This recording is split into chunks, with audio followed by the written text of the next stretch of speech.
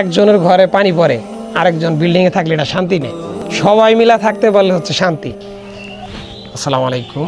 তো গতকালকে দেখছিলেন যে ওনাকে নিয়ে আসলে একটা ভিডিও আমি তৈরি করছিলাম, অনেক সাড়া দিয়েছেন আপনারা, অনেক প্রবাসী ভাইরাও আপনারা আমাদেরকে সাহায্য সহযোগিতা করতে চাইছেন। তো আজকে আমি এইখানে আসছি হচ্ছে এই জন্যই যে ওনাদের যে ঘর এবং ওনাদের কোনো আয়ের উৎস নাই। আমার কাছে সব থেকে খারাপ লাগছে যে বিষয়টা, উনি হচ্ছে এই বয়সে মাজায় ব্যথা নিয়ে মানে মানুষের বাড়ি বাড়ি কাজ করে।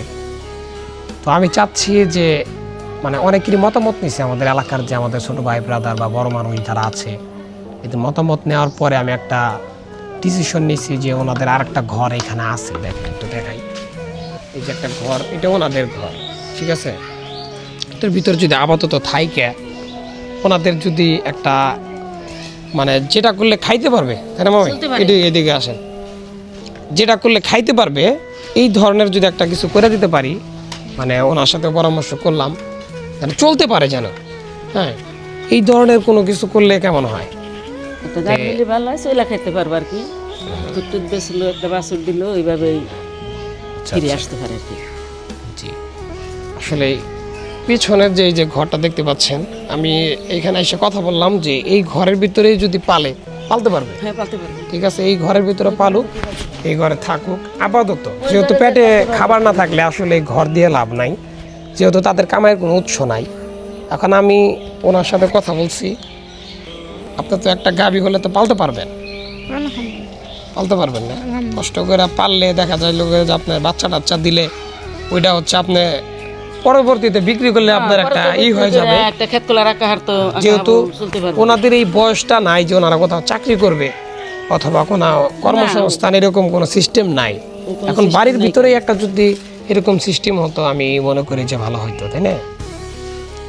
আচ্ছা, এখন আমাদের অনেক প্রবাসী ভাই, আমাদের খাস করে আমাদের এলাকার যারা আছেন, দূরের মানুষ দিবে এটা হচ্ছে পরের কথা, কিন্তু আমাদের এলাকারই যারা প্রবাসী ভাইরা আছেন এবং এলাকার মানুষের কাছ থেকে তো কিছু টাকা তোলা হবেই। এখন আমাদের এলাকার মানুষ যারা আছেন, আমাদের অনেকেই, আমাদের মোল্লাবাড়ির মনির ভাই আছে, আমার দুলাভাই যে মিন্টু ভাই, বাদশা ভাই, তারপরে হচ্ছে আমাদের পশ্চিম পাড়ার অনেক ভাই ব্রাদার, তারপরে আমাদের জালমেস কাকা, হ্যাঁ, আমাদের আজাদ কাকা এই থেকে নাম জানি কোথায় থাকে, পর্তুগাল থেকে বলছে যে আমি কিছু দিতে চাই। তো সবার উদ্দেশ্যেই বলতেছি যে আমাদের আসলে এলাকার যারা আছেন ইনশাআল্লাহ হ্যাঁ, সবাই মিলে আমার এই ফোনের মানে যে ভিডিওটা ছাড়বো এখানেই একটা বিকাশ নাম্বার দেওয়া থাকবে ইনশাআল্লাহ, নাম সহ। এখানে আপনারা আমাদের এই টাকাটা দিয়ে দিবেন ইনশাআল্লাহ। আমরা এখানে বাচ্চাটা হচ্ছে ওনার নানুর বাড়ি গেছে, তাই তো? নানুর বাড়ি গেছে, আজকে আসবে, আপনাদেরকে বাচ্চাটাও দেখাবো, আসলে কত ছোট বাচ্চা। আসলেই যারা এতিম, আসলে এতিমের মর্ম বুঝে, একটা উদ্যোগের অভাবে কিন্তু আজকে এখানে তাদের এরকম ভাবে থাকতে হচ্ছে। এলাকায় প্রভাবশালী লোক, সে নিজে ভালো খাচ্ছে, অন্যজনের দিকে আসলে খেয়াল নাই, এটা হইল না। আমরা যেহেতু এক এলাকার মানুষ, নিজে ভালো থাকলে অপর কেউ আমাদের সাথে নিয়ে ভালো থাকতে হবে। আমাদের এলাকার মানুষ যদি উদ্যোগ নেই, আমি মনে করি যে আমাদের এই এলাকায় কেউ অসহায় থাকবে না। থাকবে না, এটা থাকবে না। একজনের ঘরে পানি পড়ে আরেকজন বিল্ডিংয়ে থাকলে এটা শান্তি নেই। সবাই মিলা থাকতে পারলে হচ্ছে শান্তি, ঠিক আছে।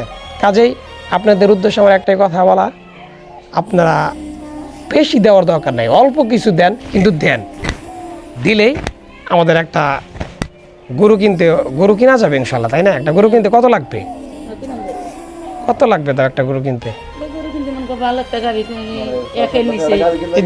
দেখা যায় আচ্ছা,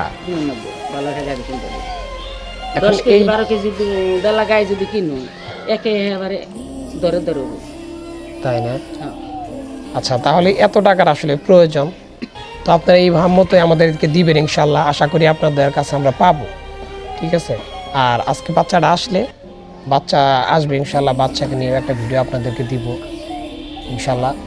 তো সবাই কমেন্টে বাহবা না দিয়ে ইনশাল্লাহ আমাদের জন্য এই সাহায্যের হাতটা বাড়িয়ে দিবেন।